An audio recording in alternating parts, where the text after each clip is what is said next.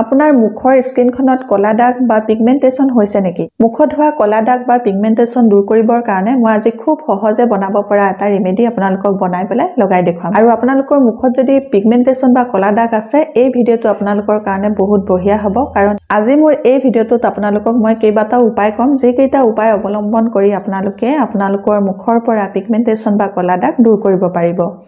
হাই friends, আপোনালোক সকলোকে অসমীয়া হাউসৱাইফ চেনেলৰ নতুন এটা ভিডিঅলৈ স্বাগতম জনালো। আশা ৰাখিছো আপোনালোক সকলো ভালে আছে।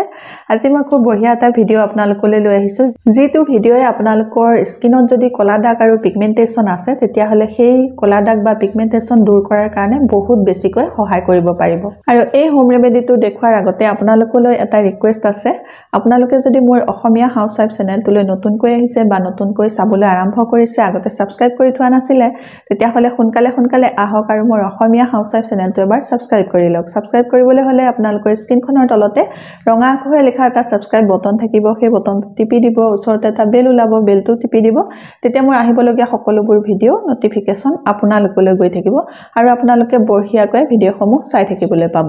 এই পিগমেন্টেশন বা কলা দাগ দূৰ কৰিবলৈ বহুত কষ্ট হয়, আৰু যেতিয়া আমাৰ মুখৰ পৰা সহজে এই পিগমেন্টেশন বা কলা দাগবোৰ দূৰ নহয়, তেতিয়া আমি কি কৰো, ডক্টৰৰ ওচৰলৈ যাওঁ। আৰু ডক্টৰে কি কৰে, বহুত দামী মেডিচিন দিয়ে খাবলৈ আৰু ক্ৰীম দিয়ে লগাবলৈ। এই পিগমেন্টেশন সমস্যাটোৰ সন্মুখীন ময়ো হৈছিলোঁ। ময়ো এসময়ত ডক্টৰৰ ওচৰলৈ গৈছিলোঁ। ডক্টৰে দামী মেডিচিন দিলে খাবলৈ, দামী ক্ৰীম দিলে লগাবলৈ, ছমহীয়া এটা কোৰ্স দিলে। সেই কোৰ্সটো কৰাৰ পাছত মোৰ মুখৰ পৰা পিগমেন্টেশন গুচি গ'ল। পিগমেন্টেশন গ'লহে, কিন্তু পাৰ্মানেন্টলি নগ'ল। যেতিয়াই মই কোৰ্সটো কমপ্লিট হ'ল, কোৰ্সটো কৰিবলৈ মই বাদ দিলোঁ, তেতিয়াই আকৌ মুখত লাহে পিগমেন্টেশনৰ দাগটো আকৌ ওলাবলৈ আৰম্ভ কৰিলে। ডক্টৰৰ যিবোৰ মেডিচিন, সেই মেডিচিনবোৰ দীঘলীয়া সময়ৰ কাৰণে খাই থকাটো ভাল নহয়, আৰু যিবোৰ ক্ৰীম দিয়ে, সেই ক্ৰীমবোৰ দীঘলীয়া সময়ৰ কাৰণে লগাই থকাটো ভাল নহয়, কাৰণ তাত বিভিন্ন ধৰণৰ কেমিকেল মিক্স থাকে। আৰু কেমিকেল মিক্স থকা যিবোৰ বস্তু, সেই বস্তুবোৰে আমাৰ স্কিনখন অলপ সময়ৰ কাৰণে ভাল কৰিব হয়, কিন্তু পিছলৈ স্কিনখন খুব বেয়া কৰি পেলায়। গতিকে সেইবোৰ লং টাইমৰ কাৰণে ইউজ কৰাটো উচিত নহয়।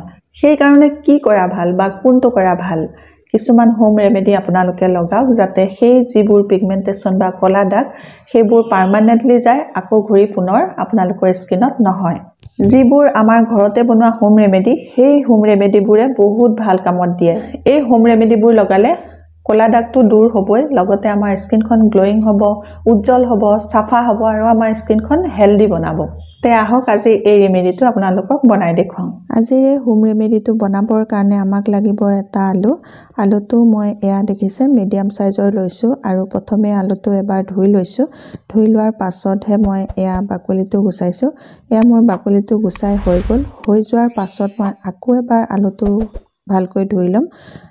আলুটো ধোৱা হৈ গ'ল। ধোৱাৰ হৈ যোৱাৰ পাছত এতিয়া মই এয়া এখন পিহনা লৈ পিহনাতে পিহি লৈছো আলুটো।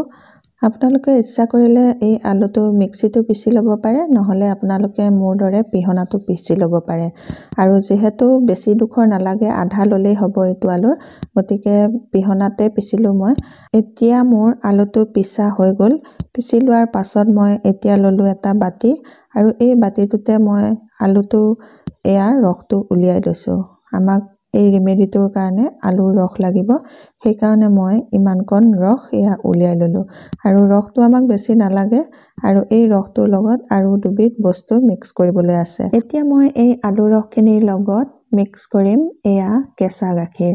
আপোনালোকেও গাখীৰটো কেঁচা ল'ব, গৰমোৱা গাখীৰ নল'ব। কেঁচা গাখীৰ আমাৰ স্কিনৰ কাৰণে বেছি ভাল হয়, সেইকাৰণে মই কেঁচা গাখীৰ ললো। আপোনালোকে কেঁচা গাখীৰ ল'ব।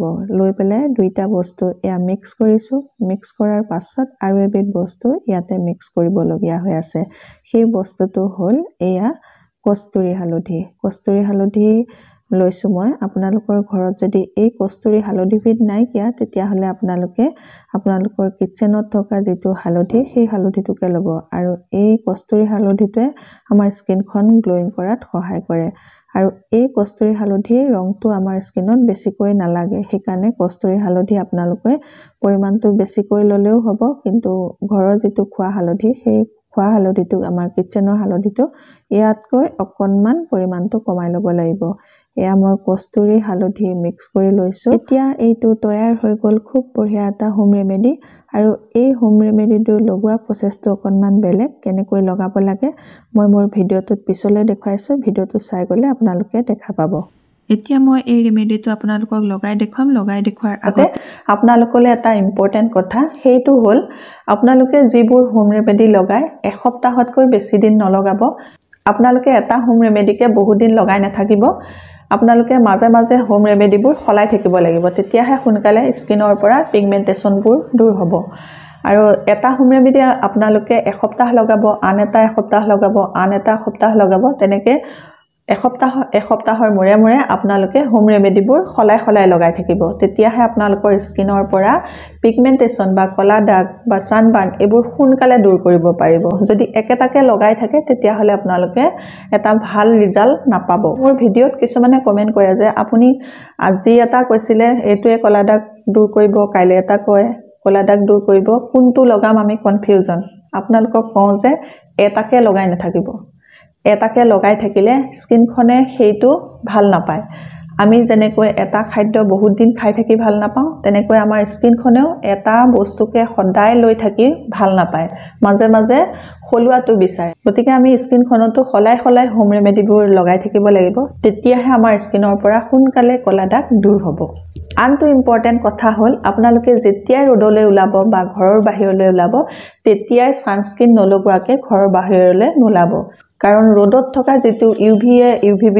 কিৰণ সেইটো আমাৰ স্কিনৰ কাৰণে বহুত ক্ষতিকাৰক হয় সেই ক্ষতিকাৰক কিৰণটোৱে আমাৰ স্কিনখন ভিতৰৰ পৰা জ্বলাই পেলায় আৰু যেতিয়া সেই UVB কিৰণে আমাৰ স্কিনখন জ্বলাবলৈ আৰম্ভ কৰিব তেতিয়া আমাৰ স্কিনখনত পিগমেন্টেশন বা কলা দাগ আহি যায় সেই কাৰণে আমি ঘৰৰ বাহিৰলৈ ওলালে সানস্ক্ৰিন লগাইহে বাহিৰলৈ ওলাব লাগে আৰু 3 নম্বৰ ইম্পৰ্টেন্ট কথাটো হ'ল যে আপোনালোকে সদায় কিবা নহয় কিবা এটা স্কিনত হোম ৰেমেডি লগাই থাকক এদিনো আপোনালোকে ক্ষতি নকৰিব এদিনো ক্ষতি নকৰাকৈ যেতিয়া যিকোনো এটা হোম ৰেমেডি আপোনালোকে স্কিনত লগাই থাকিব তেতিয়া আপোনালোকৰ স্কিনৰ পৰা সোনকালে কলা দাগ দূৰ হ'ব কাৰণ মই মোৰ স্কিনখনতে প্ৰমাণ পাইছো মই ডক্টৰৰ মেডিচিন খাই ডক্টৰৰ ক্ৰীম লগাই পাৰ্মানেন্টলি মই এই কলা দাগবোৰ দূৰ কৰিব নোৱাৰিলো খাই থাকো মানে ভাল হৈ থাকিলে তেতিয়া বাদ দিলো তেতিয়া পিগমেন্টেশন আকৌ আহি গ'ল গতিকে মই মোৰ স্কিনত সদায় এটা নহয় এটা হোম ৰেমেডি লগাই থাকো এটা দিনো মই ক্ষতি নকৰো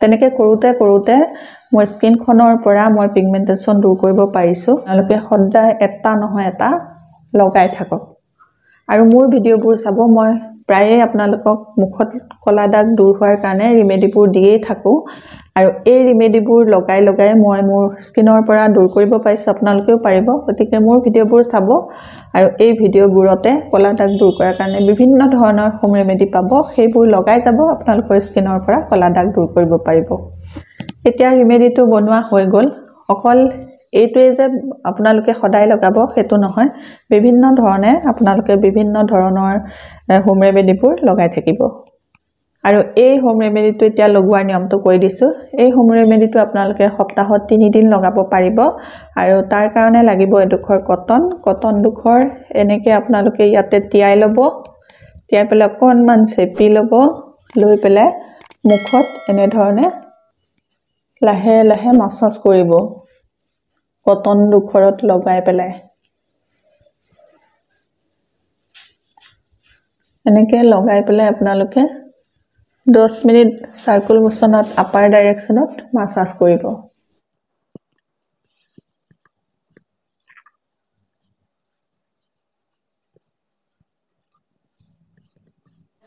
এনে ধৰণে আপোনালোকে 10 মিনিট মাসাজ কৰাৰ পাছত আধা ঘণ্টা মান এই পেকটো মুখতে লাগি থাকিবলৈ দিব তাৰ পাছত আপোনালোকে ঠাণ্ডা পানীৰে মুখখন ধুই দিব মুখখন ধোৱাৰ পাছত আপোনালোকে নিজৰ যেটো ময়শ্চাৰাইজাৰ হেতু লগাব ময়শ্চাৰাইজাৰ লগোৱাৰ 15 মিনিট পাছতহে আপোনালোকে সানস্ক্ৰিন লগাব আজিৰ এই ভিডিঅ'টোত মই আপোনালোকক জনালো যে কলা দাগ কেনেকৈ দূৰ কৰিব পাৰি কি ইম্পৰ্টেন্ট নিয়ম পালন কৰিলে আমি আমাৰ স্কিনৰ পৰা পিগমেন্টেশ্যন দূৰ কৰিব পাৰিম তাৰ বিষয়ে আপোনালোকক জনালো আপোনালোকে নিশ্চয় এই ভিডিওটো চাই ভাল পালে যদি ভাল পাইছে তেতিয়া হলে সোনকালে মোৰ অসমীয়া হাউসৱাইফ চেনেলটো সাবস্ক্ৰাইব কৰি লব আৰু আপোনালোকৰ ফ্ৰেন্ড সাৰ্কুলৰ লগতো মোৰ এই ভিডিওটো শেয়াৰ কৰিব আজিৰ ভিডিওটো ইমানেই আছিল নতুন এটা ভিডিওৰ সৈতে আপোনালোকৰ মাজলৈ মই আকৌ আহি আছো তেতিয়ালৈকে নমস্কাৰ আজিলৈ